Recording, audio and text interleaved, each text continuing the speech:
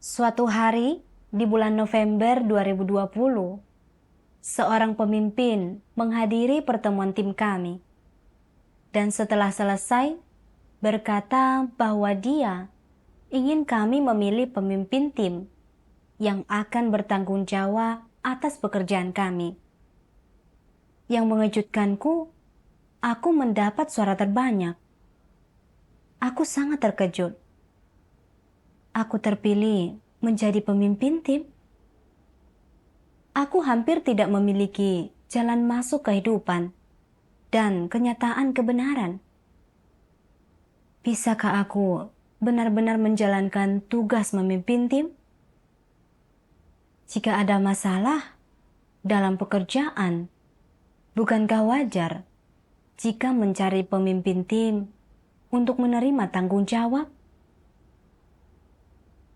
Bagaimana jika aku tidak bisa menyelesaikan masalah-masalah itu? Dan akibatnya, pekerjaan kami terganggu. Aku teringat sebuah pengalaman saat aku bertindak sebagai pemimpin tim. Aku hanya bermain aman dan takut menyinggung orang lain. Saat melihat orang-orang mengganggu dan menghalangi pekerjaan gereja, aku tidak langsung menghentikannya. Akibatnya, pekerjaan gereja terganggu dan aku diberhentikan. Aku merasa jika tidak melakukan tugasku dengan baik kali ini, tetapi justru menghambat pekerjaan gereja dan jalan masuk kehidupan saudara-saudari, itu sama dengan berbuat jahat. Aku akan diberhentikan atau bahkan mungkin dikeluarkan. Setelah memikirkan hal ini, aku memberitahu pemimpin bahwa aku tidak memiliki cukup jalan masuk kehidupan dan tidak mampu menyelesaikan masalah orang lain. Karena itu, aku tidak cocok untuk posisi itu. Aku mengutarakan berbagai macam alasan. Dia berkata, aku harus menerima tugas itu dan tunduk. Tetapi, aku tidak bisa menemukan kedamaian dengan itu. Pikiranku berkecamuk. Saat itu, aku tiba-tiba teringat kutipan firman Tuhan ini. Engkau harus tunduk dan bekerja sama secara aktif. Ini adalah tugas dan tanggung jawabmu. Apapun jalan yang ada di depan, engkau harus memiliki hati yang taat. Inilah sikap yang dengannya engkau memperlakukan tugasmu. Saat merenungkan ini, aku mulai merasakan ketenangan dan menyadari tugas yang diletakkan di depanku. Ini atas seizin Tuhan.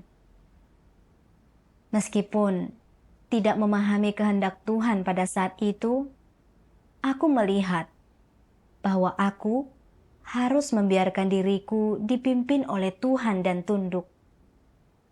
Setelah itu, aku mendapati diriku menghadapi segala macam masalah dan kesulitan dalam tugasku. Dan aku terutama tidak melihat kemajuan dalam pekerjaan tim kami. Kekhawatiranku muncul lagi. Jika kinerja kami tidak meningkat, aku tidak akan bisa mengabaikan tanggung jawabku sebagai pemimpin tim. Memikirkan hal ini membuatku benar-benar kacau balau. Suatu malam, saat aku mengobrol dengan saudari yang bekerja paling dekat denganku tentang keadaan kami, aku mulai merasa sangat tidak nyaman saat dia membicarakan pemimpin tim sebelumnya yang diberhentikan karena tidak mengejar kebenaran atau berusaha untuk bekerja lebih baik. Dia tidak membuat peningkatan apapun dalam keterampilan profesionalnya dan tidak bisa melakukan pekerjaan nyata apapun. Aku tahu bahwa aku melayani sebagai pemimpin tim untuk sebuah tim yang menghadapi sejumlah kesulitan dan masalah. Jadi, jika aku tidak bisa mengatasinya dan melakukan pekerjaan nyata, apakah aku akan diberhentikan juga? Aku ingin kembali menjadi anggota tim biasa tanpa banyak tanggung jawab. Aku berpikir akan menjalankan tugas ini sementara waktu, karena aku baru saja terpilih. Lalu, jika ternyata tidak mampu, aku harus mundur baik-baik secepat mungkin agar tidak melakukan kejahatan yang bisa mengganggu dan merugikan pekerjaan gereja, lalu diberhentikan. Jika itu terjadi, aku tak akan punya akhir atau kesudahan yang baik. Aku menemukan diriku terjebak dalam keadaan itu. Takut tidak melakukan tugasku dengan baik, harus bertanggung jawab atas masalah apapun. Saat menemui kesulitan dalam pekerjaanku, aku mendapati diriku sangat takut jika aku tidak akan mampu menanganinya. Aku terus-menerus menahan rasa sakit dan penderitaan. Lalu, kutipan firman Tuhan yang kubaca suatu hari, yang menyingkap esensi dari watak antikristus, memberiku wawasan tentang keadaanku. Ketika penyesuaian sederhana dilakukan dalam tugas mereka, orang seharusnya menjawab dengan sikap yang taat, melakukan apa yang rumah Tuhan perintahkan kepada mereka, dan melakukan apa yang mampu mereka lakukan. Dan apapun yang mereka lakukan, mereka melakukannya sesuai dengan kemampuan mereka, dengan segenap hati dan segenap kekuatan mereka. Apa yang telah Tuhan lakukan tidak salah. Kebenaran sesederhana itu dapat orang terapkan dengan sedikit hati nurani dan rasionalitas. Tetapi ini di luar kemampuan antikristus. Dalam hal penyesuaian tugas, antikristus akan segera bernalar, melakukan tipu muslihat, dan menunjukkan sikap yang menentang.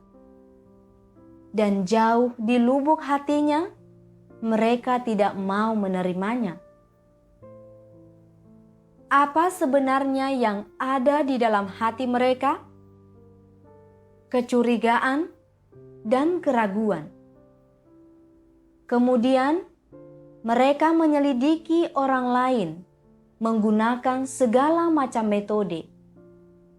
Dengan perkataan dan tindakannya, mereka memeriksa reaksi orang terhadap suatu rencana sebelum memutuskan untuk menggunakannya. Dan bahkan memaksa dan membujuk orang untuk mengatakan yang sebenarnya dan berbicara jujur melalui cara yang tidak bermoral. Tak seorang pun dapat membayangkan bahwa untuk masalah sekecil perubahan tugas, antikristus akan membuat keributan seperti itu, menyebabkan kegaduhan seperti itu, dan mencoba segala cara untuk membesar-besarkannya seperti itu. Mengapa mereka membuat hal yang sederhana menjadi begitu rumit? Hanya ada satu alasan. Antikristus tidak pernah menaati pengaturan rumah Tuhan. Dan mereka selalu mengaitkan tugas, ketenaran, dan status dengan harapan akan berkat dan tempat tujuan di masa depan. Seolah-olah begitu reputasi dan status mereka hilang, harapan mereka untuk mendapatkan berkat dan upah pun hilang. Dan ini rasanya seperti kehilangan nyawa mereka. Oleh karena itu, mereka menjaga diri terhadap para pemimpin dan pekerja rumah Tuhan, agar impian mereka untuk mendapatkan berkat tidak hilang. Mereka berpegang teguh pada reputasi dan status mereka, karena mereka pikir ini adalah satu-satunya harapan mereka untuk mendapatkan berkat. Seorang antikristus memandang berkat sebagai sesuatu yang lebih besar daripada surga itu sendiri, lebih besar daripada hidup, lebih penting daripada mengejar kebenaran, perubahan watak, atau keselamatan pribadi, dan lebih penting daripada melakukan tugas mereka dengan baik dan menjadi makhluk ciptaan yang memenuhi standar. Mereka berpikir bahwa menjadi makhluk ciptaan yang memenuhi standar, melakukan tugas mereka dengan baik dan diselamatkan, semua itu adalah hal-hal remeh yang hampir tidak layak disebutkan. Sedangkan mendapatkan berkat adalah satu-satunya hal di sepanjang hidup mereka yang tidak akan pernah bisa dilupakan. Dalam apapun yang mereka hadapi, sebesar atau sekecil apapun, mereka sangat berhati-hati dan penuh perhatian, serta selalu mencadangkan jalan keluar untuk diri mereka sendiri. Baru setelah membaca firman Tuhan ini, aku mengerti. Sangatlah normal mengalami perubahan dalam tugas kita. Dan aku harus mendekatinya dengan sikap yang tepat. Aku harus berusaha keras meningkatkan pekerjaanku dan menggenapi tanggung jawabku. Dan jika masih belum bisa meningkatkan, bahkan dengan upaya terbaikku, aku harus dengan legawa menerima diberhentikan. Tugas dialihkan sesuai kebutuhan gereja dan kemampuan pribadi orang-orang untuk menjalankan tugas tertentu. Itu tidak ada hubungannya dengan kesudahan dan tempat tujuan orang. Namun, imanku kepada Tuhan kurang, dan aku tidak bisa memahami dengan benar perubahan yang sangat tepat dalam tugas orang di gereja. Aku memiliki perspektif yang keliru, berpikir bahwa tugasku terkait erat dengan tempat tujuan dan kesudahanku. Apakah aku akhirnya akan diberkati atau dikutuk? Aku meragukan semuanya, waspada terhadap Tuhan, takut akan disingkap dan disisihkan jika tidak bisa melakukan tugasku dengan baik. Lalu, aku tidak akan memiliki status atau masa depan apapun. Aku benar-benar terlalu banyak berpikir dan terjebak dalam kejahatan. Aku mencoba bersikap licik dan bermain-main untuk melindungi kepentingan pribadiku. Membuat rencana untuk menyerah jika tidak bisa bekerja dengan baik dalam tugasku. Aku sama sekali tidak memikirkan tentang bagaimana sebenarnya melakukan tugasku dengan baik. Aku justru terpaku pada prospek masa depanku sendiri. Gereja menunjukku sebagai pemimpin tim guna memberiku kesempatan untuk melatih diriku agar bisa membuat kemajuan dalam pekerjaan dan jalan masuk kehidupanku. Itu menguntungkan untukku. Namun, aku selalu curiga dan waspada, takut kehilangan prospek masa depanku. Bukankah aku menyingkap watak jahat seorang antikristus? Aku sangat kesal dan tidak bisa berhenti berpikir, kenapa aku ada dalam keadaan seperti itu? Di mana sebenarnya akar masalahnya? Aku kemudian membaca kutipan lain dari firman Tuhan yang menyingkap watak antikristus yang benar-benar menggambarkan diriku. Antikristus tidak percaya bahwa firman Tuhan adalah kebenaran, dan mereka tidak percaya bahwa wataknya benar dan kudus. Mereka memandang semua ini melalui gagasan dan imajinasi manusia, dan mereka memandang pekerjaan Tuhan dengan sudut pandang manusia, pemikiran manusia, dan tipu daya manusia. Menggunakan logika dan pemikiran iblis untuk menggambarkan watak, identitas, dan esensi Tuhan. Jelas, para antikristus bukan saja tidak menerima ataupun mengakui watak, identitas, dan esensi Tuhan, tetapi juga penuh dengan gagasan, penentangan, dan pemberontakan terhadap Tuhan, dan tidak memiliki sedikit pun pengenalan yang nyata tentang Dia.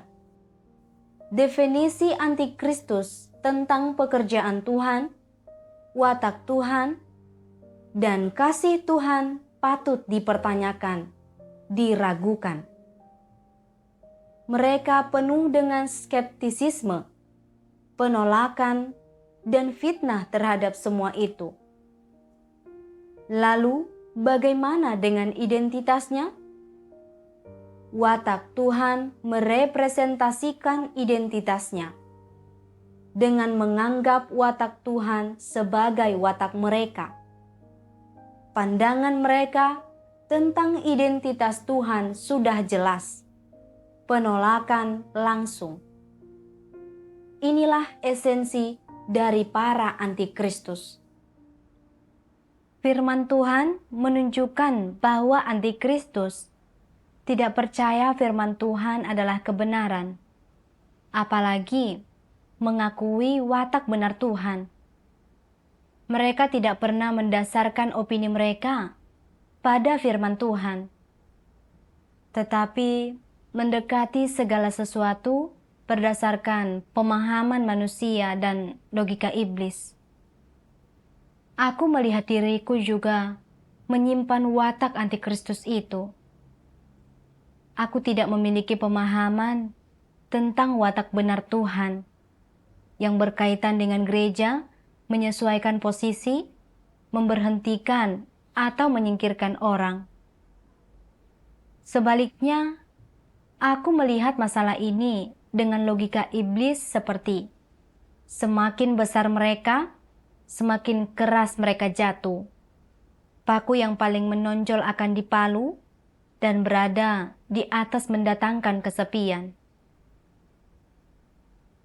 Aku pikir memiliki lebih banyak status dan tanggung jawab hanya akan menyingkapku lebih cepat, lalu berujung pada penyisihan diriku. Itu sebabnya Meskipun menerima posisiku sebagai pemimpin tim di luar, aku tetap waspada terhadap Tuhan. Takut disingkap dan disingkirkan jika aku tersandung. Lalu akhirnya, aku tak punya kesudahan yang baik.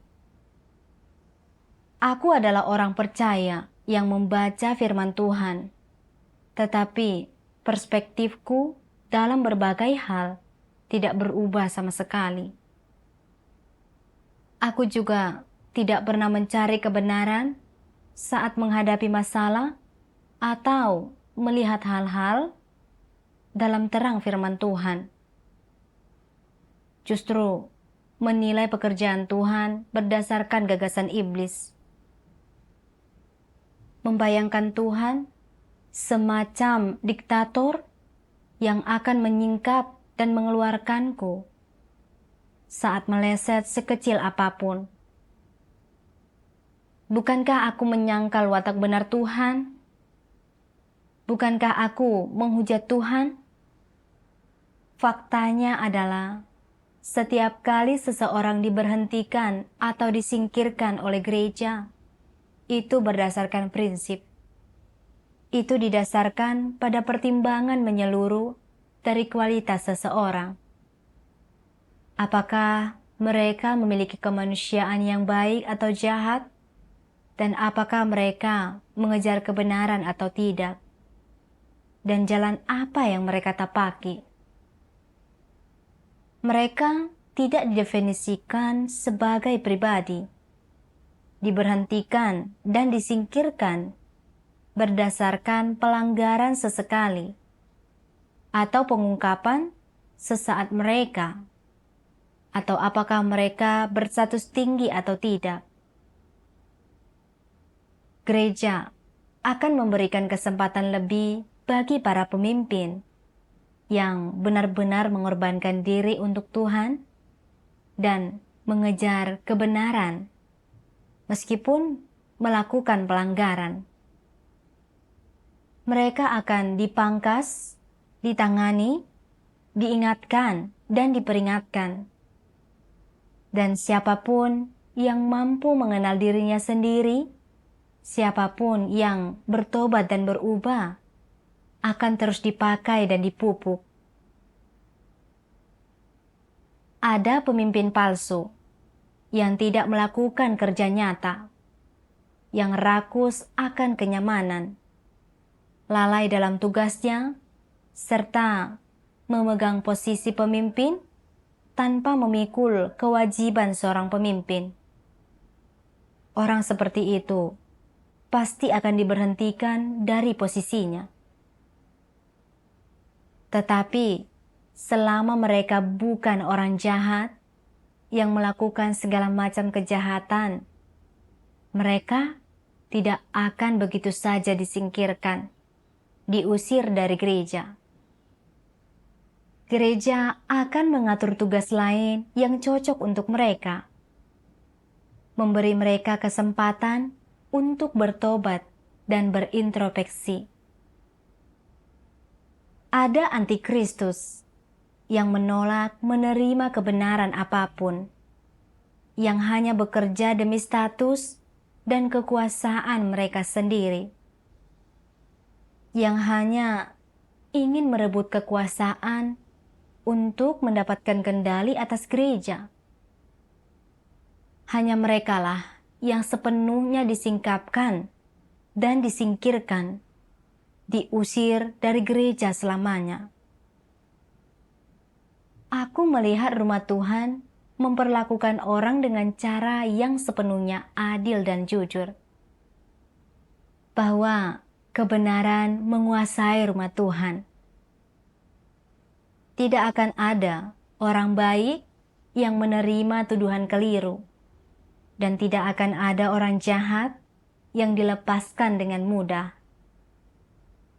Entah seseorang disingkap dan disingkirkan atau tidak ada hubungannya dengan posisi mereka.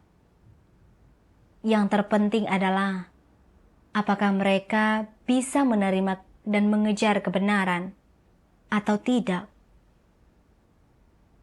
bagi mereka yang mengejar kebenaran, saat mengemban tugas penting, saat memikul lebih banyak tanggung jawab, mereka memperoleh lebih banyak kesempatan untuk mengembangkan diri dan lebih dapat disempurnakan oleh Tuhan. Namun, mereka yang tidak mengejar kebenaran, yang tidak mencari prinsip dalam tugas mereka, dan menolak menerima dihakimi, dihajar, dipangkas, dan ditangani, yang watak rusaknya tidak berubah sedikit pun. Apapun status mereka, mereka pada akhirnya akan disisihkan. Saat dipikirkan lebih jauh, aku sadar saat aku diberhentikan dari posisiku sebagai pemimpin tim. Itu adalah karena aku egois dan tercela, serta tidak menerapkan kebenaran sama sekali. Aku menghalangi pekerjaan gereja. Gereja memecatku, dan itu menunjukkan watak benar Tuhan. Namun, gereja hanya memecatku dan tetap mengizinkanku melakukan tugasku.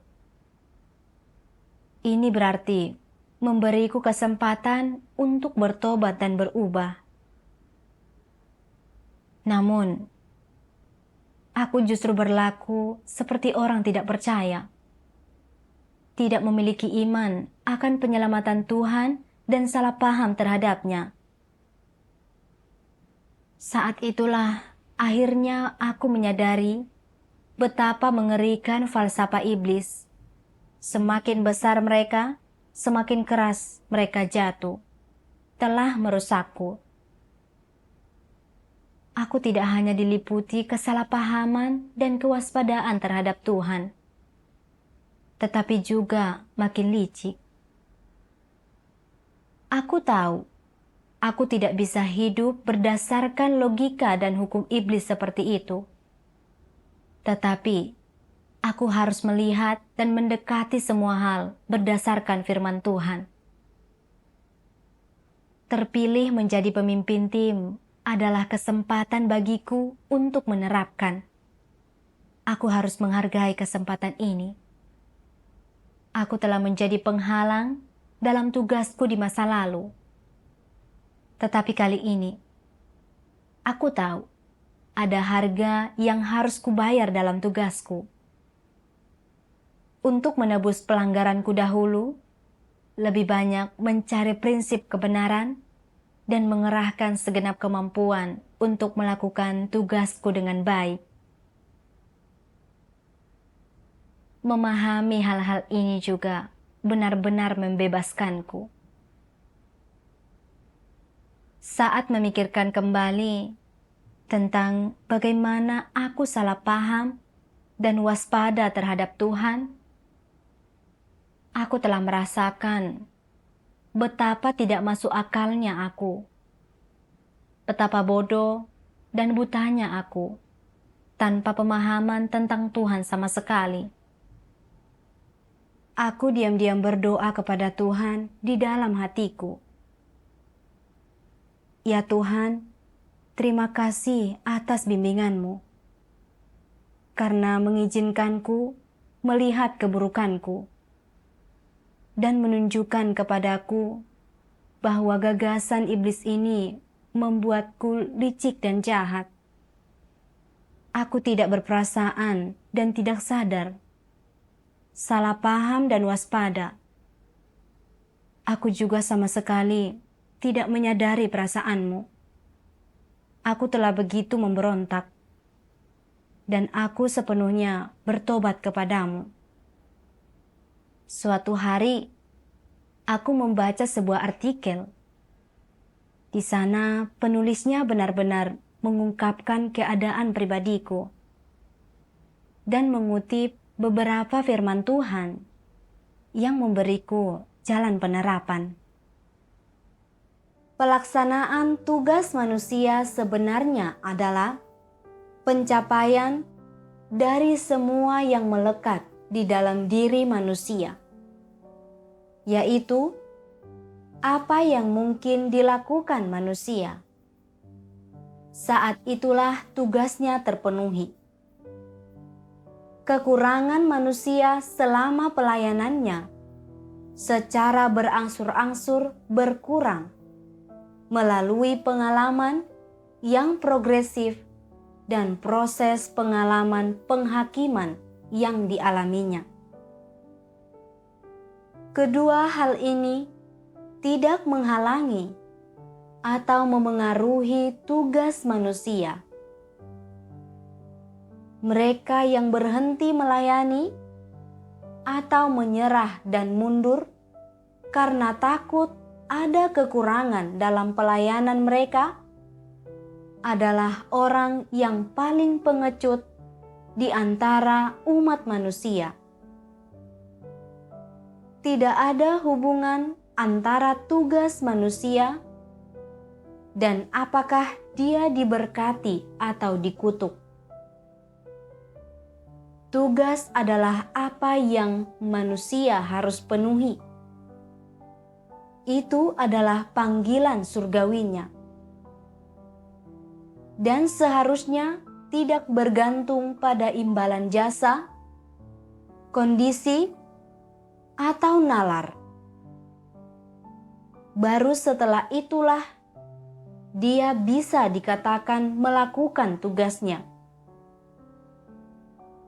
Diberkati adalah ketika orang disempurnakan dan menikmati berkat Tuhan setelah mengalami penghakiman. Dikutuk adalah ketika wataknya tidak berubah setelah mereka mengalami hajaran dan penghakiman.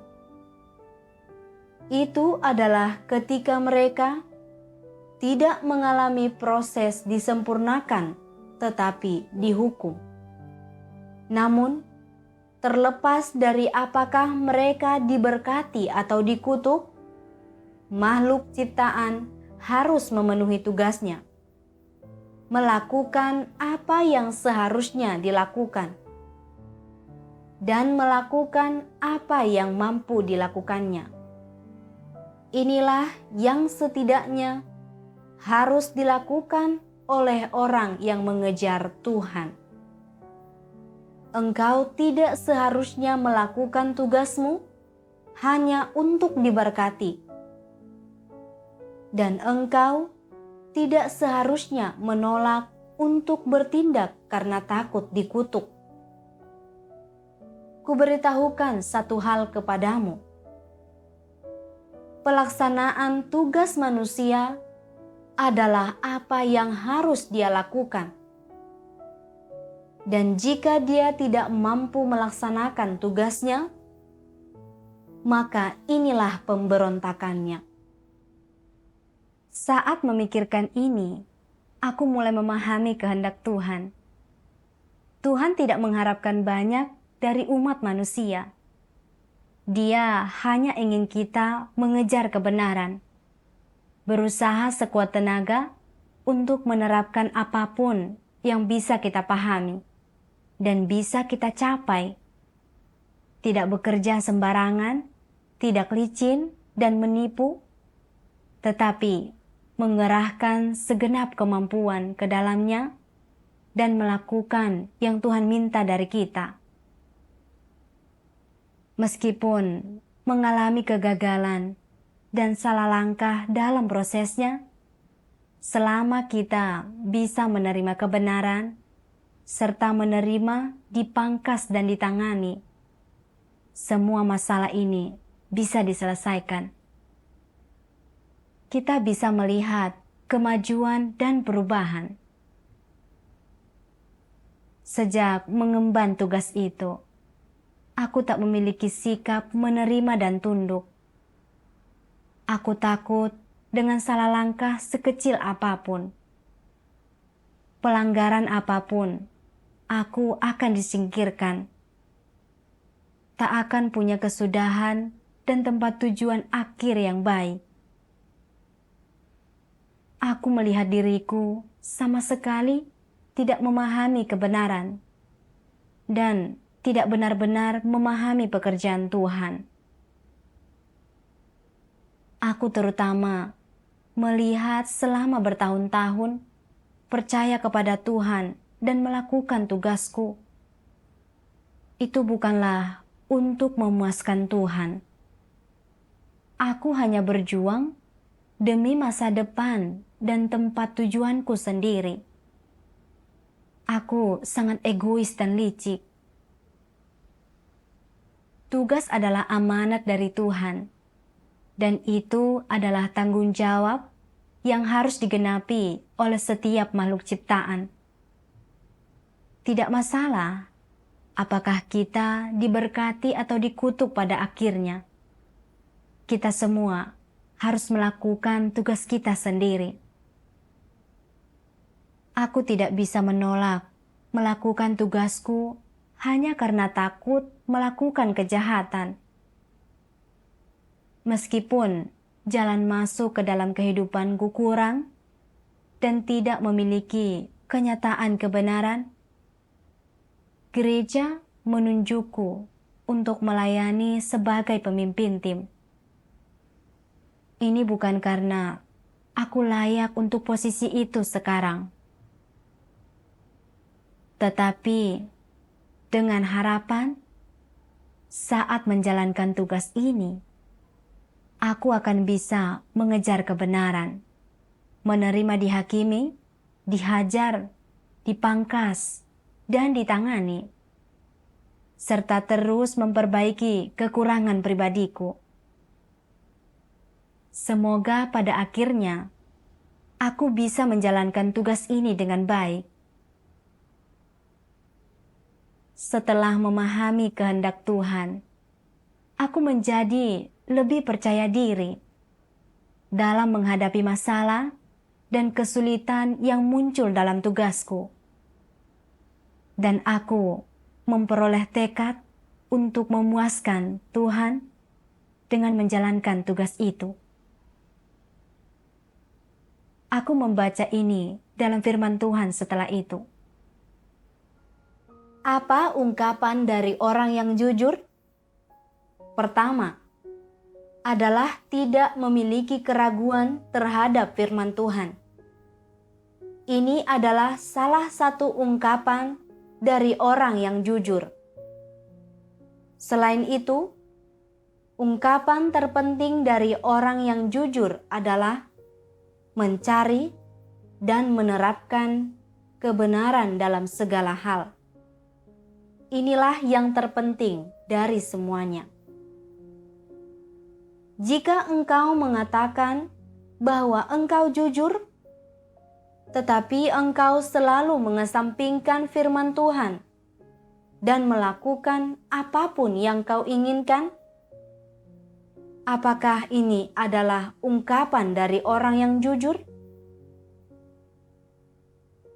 Engkau berkata, kualitasku rendah, tetapi aku memiliki hati yang jujur.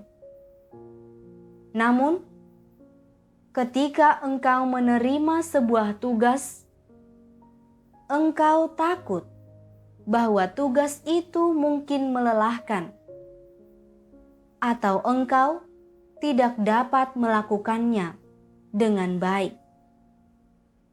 Dan karenanya, engkau mencari-cari alasan untuk menghindarinya dan merekomendasikan orang lain untuk melakukannya. Apakah ini ekspresi dari seorang yang jujur? Jelas tidak. Bagaimanakah seharusnya orang yang jujur bersikap? Mereka harus menerima dan menaati, dan kemudian sungguh-sungguh mengabdikan diri dalam melakukan tugas mereka dengan sebaik mungkin, berjuang untuk memuaskan kehendak Tuhan. Ini diungkapkan dalam beberapa cara. Salah satunya adalah engkau harus menerima tugasmu dengan hati yang jujur. Tidak memikirkan tentang kepentingan dagingmu dan tidak bersikap setengah hati mengenainya. Jangan berkomplot demi keuntunganmu sendiri. Inilah ungkapan kejujuran itu. Cara lainnya adalah melaksanakan tugasmu dengan segenap hati dan segenap kekuatanmu. Melakukan segala sesuatu dengan benar. Mengerahkan segenap hati dan kasihmu dalam pelaksanaan tugasmu untuk memuaskan Tuhan. Inilah yang harus diungkapkan ketika orang yang jujur melaksanakan tugasnya. Tuhan menyukai orang yang jujur, dan mereka yang jujur tidak sibuk memikirkan berkat. Mereka tidak takut mengambil tanggung jawab, tetapi dengan sepenuh hati berusaha melakukan tugas dengan baik untuk memuaskan Tuhan. Mereka mengerahkan segenap tenaga untuk melakukan apapun yang mereka bisa. Memikirkan hal ini benar-benar membuatku malu. Aku selalu berbicara tentang bagaimana aku ingin memuaskan Tuhan. Tetapi saat tiba waktunya menerima amanat, mencurahkan segenap hatiku kepada sesuatu, aku menjadi tidak tulus dan ingin keluar dari situ. Aku kemudian menyadari bahwa aku hanya mengatakan hal-hal yang terdengar bagus, tetapi sebenarnya mencoba membodohi Tuhan, dan aku tak benar-benar jujur. Saat menyadari ini, aku tahu tidak bisa terus seperti itu. Meskipun memiliki banyak masalah dan kekurangan, aku harus berlatih menjadi orang yang jujur, sesuai dengan persyaratan Tuhan. Aku harus memberikan hatiku kepada Tuhan dan melakukan tugasku sebaik mungkin dengan tekad yang kuat. Lalu, bagaimanapun hasilnya, aku bersedia mematuhi penataan dan pengaturan Tuhan. Setelah itu, aku merasa amat sangat tenang. Saat menemui kesulitan dalam tugasku, aku berdoa kepada Tuhan untuk mencari dan menyelesaikannya. Lalu saat kebingungan, aku mengeksplorasi hal-hal bersama dengan saudara-saudari. Mencari prinsip kebenaran, aku menemukan seiring waktu, aku bisa menyelesaikan banyak masalah dan kesulitan. Pengalaman ini telah menunjukkan kepadaku bagaimana penghakiman dan penyingkapan firman Tuhan adalah kasih dan penyelamatannya bagi umat manusia. Aku telah kehilangan rasa takut untuk mengambil tanggung jawab dan tidak lagi terlalu defensif atau rentan terhadap kesalahpahaman. Meskipun masih memiliki banyak watak rusak, aku bersedia untuk dihakimi, dihajar, dipangkas, dan ditangani oleh Tuhan, serta mengejar agar ditahirkan dan diubah. Aku bersyukur kepada Tuhan